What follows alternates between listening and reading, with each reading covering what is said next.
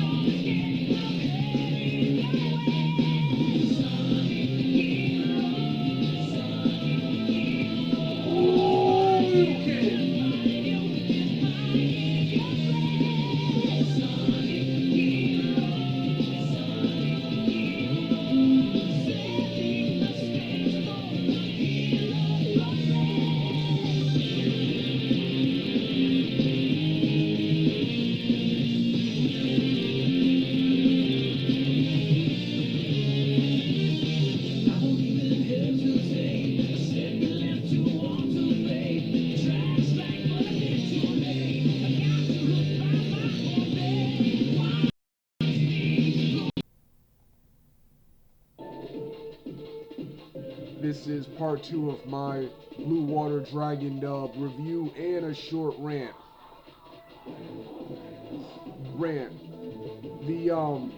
The like I said in part one, I discovered this dub by accident, and I must say this dub, along with the Ocean and original Japanese dub of Dragon Ball, is the perfect way, in my opinion, to watch Dragon Ball. That Funimation in-house dub from 2001 and 2003, even though that's the most complete English dub of Dragon Ball, that was quote unquote the worst. That was quote unquote one of the most boringest and blandest dubs I've ever heard. This dub right here was much better. Not as polished as the Ocean dub, but still pretty close. Before I get to everything that was good about this dub, I'm gonna already get the first problem out of the way. The very first problem I have it out of the way, since this aired in Canada and the UK, and it's aired between 2001 and 2003. This dub was heavily censored and heavily edited. This is the only thing that was better about the Funimation in-house dub that was airing at the same time as this. In one of my favorite episodes, Enter King Piccolo, where Roshi tells the gang of the origin and story of King Piccolo, of how he terrorized Earth in the past. The original Japanese version shows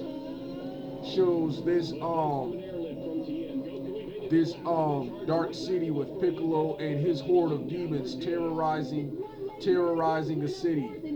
The scene is graphic and violent, and they seem to have cut the scene from this dub right here. I remember watching the exact same episode over and over again trying to find the scene, but I couldn't find it because they cut it from this show. They cut it from this show right here.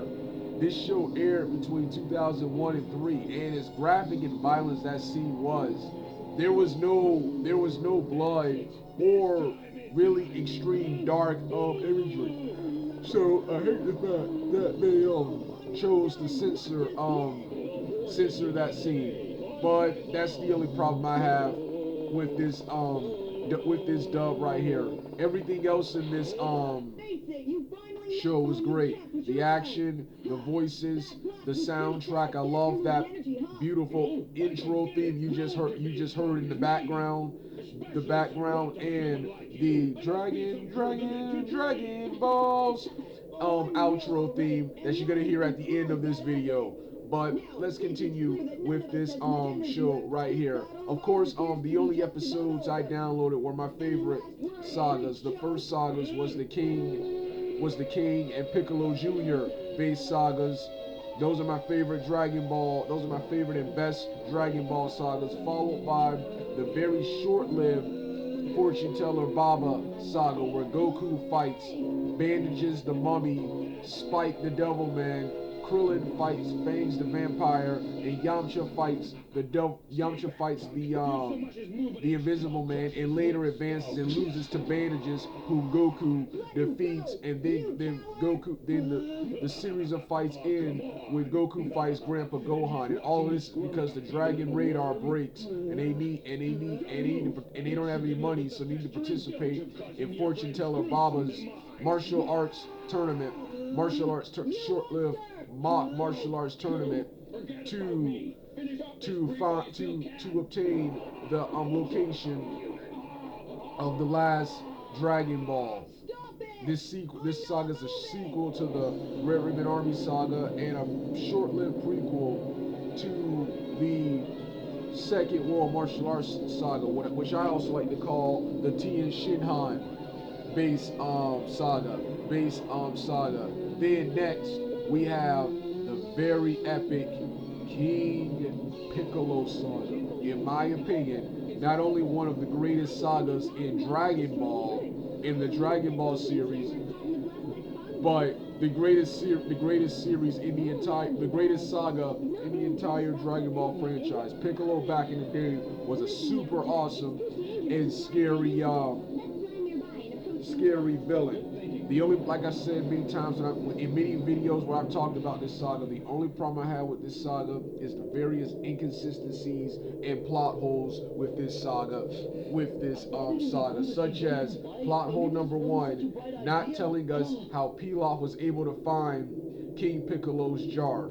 Plot hole number 2, Kami and Popo leaving Piccolo's jar in the water, where Master Roshi's teacher Moody Idol told Roshi to throw the jar after Moody Idol imprisoned Piccolo as his last dying wish. They don't tell you how Pilaf was able to find it underwater, and they never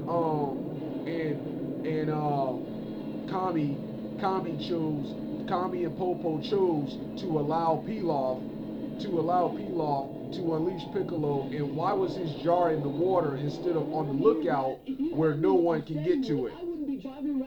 So those are the 3 plot holes I had. Then plot hole number 4, Kami and Popo let Goku, the entire human race, face the terror and the horror that was King Piccolo. And let me remind you, unlike in Dragon Ball Evolution, the movie, being killed by Piccolo in this cartoon right here was way worse than being killed by Piccolo and DBE. And DBE is supposed to be like real life. Whenever Piccolo or any of the demons kill you, as seen with Roshi, your soul, and Gohan earlier, your soul departs to the afterlife.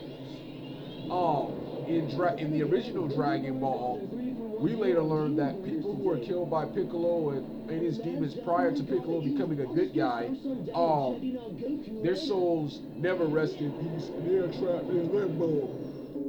They are trapped in limbo, writhing in agony for all eternity. Something like that. So, those are the only problems I had with this saga. Oh yes, in the last plot hole in the Piccolo Jr. base saga, Kami waiting 13 years, waiting several years until Piccolo is reborn, stronger than ever, to finally man up and confront Piccolo. Then he fails with the Mafuba, which means if Goku had won, Piccolo would have pretty much won and enslaved Earth and created that demon kingdom he wanted. Next was the very unrealistic fighting. We had Goku after drinking some elixir water, was able to soundly dominate Piccolo after earlier was able to dominate a tall, young Piccolo who earlier Goku got thrashed by a middle-aged elderly Piccolo. And forcing Piccolo to resort to dirty tricks like threatening to attack and kill Tien, which forced Piccolo to cripple Goku, shooting his legs and one of his arms. And Goku still managed to come back with a Kamehameha wave to beat Piccolo. And Piccolo, even though he has a hole in his chest, is able to regurgitate an egg and spit out an egg containing Piccolo Jr. Several years later, with Piccolo Jr.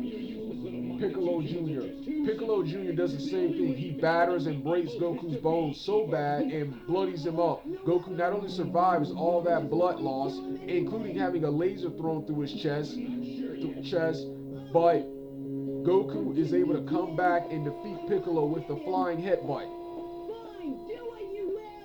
Piccolo the flying headbutt, and yeah, like so many plot holes. Even though we got to see more action and more violence in the cartoon and manga than we did the movie, I always prefer Goku and Piccolo's Dragon Ball Evolution fight over their original fight. It was much more realistic, but this is about Dragon Ball Blue Water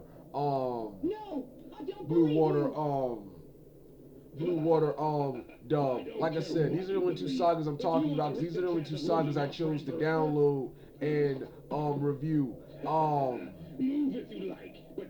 I may or may not review the other sagas sometime in the future, but these right here were my all-time favorite sagas. Like I said, the Piccolo saga was the best saga story-wise. You have the storyline with Pilaf setting Piccolo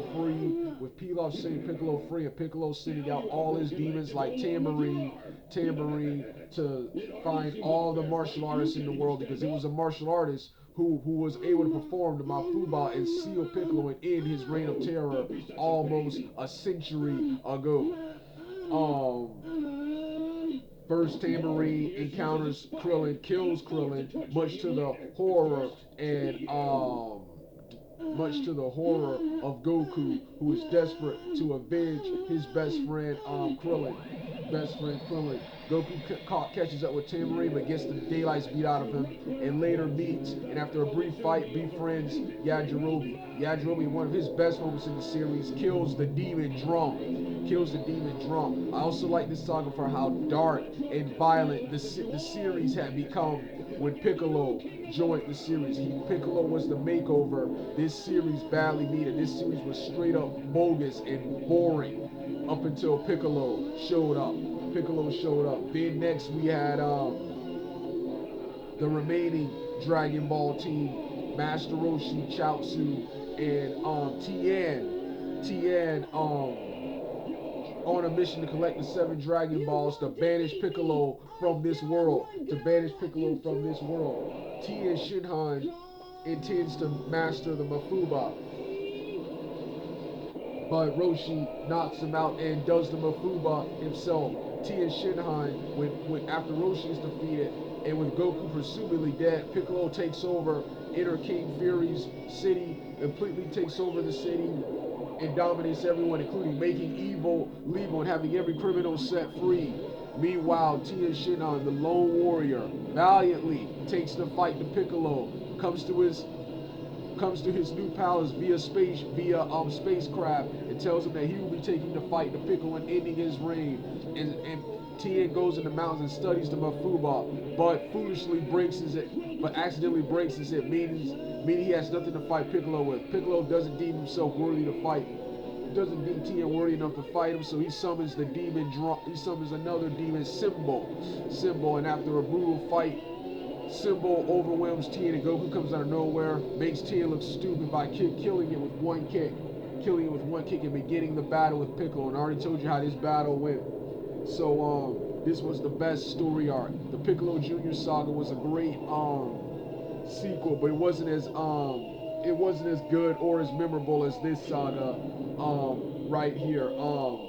But one thing I did like about the Piccolo Jr. saga, it was the first saga to feature the Dragon Ball characters' grown-up selves,